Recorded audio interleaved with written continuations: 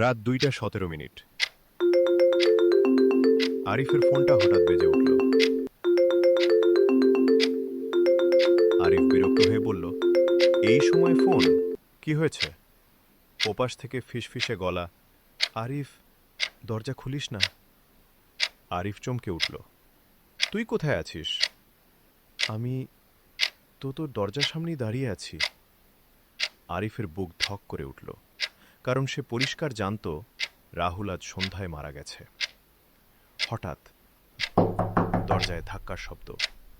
ফোনের ওপাশ থেকে শেষ কথা এলো, আরিফ, আমি ভেতরে ঢুকলে তুই আর বাঁচবি না। কল কেটে গেল।